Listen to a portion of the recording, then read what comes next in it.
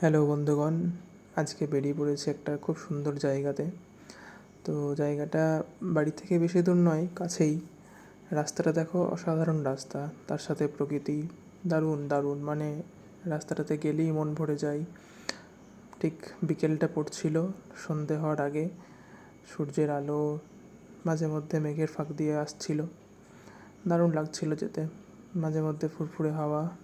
এই যে সেই জায়গাটা যেটার কথা বলছিলাম, একটু খারাপ রাস্তা, তো খারাপের পরেই দেখো সেই অপরূপ সুন্দর দৃশ্য, যেটার জন্যই যাওয়া, যেটাই প্রধান আকর্ষণ।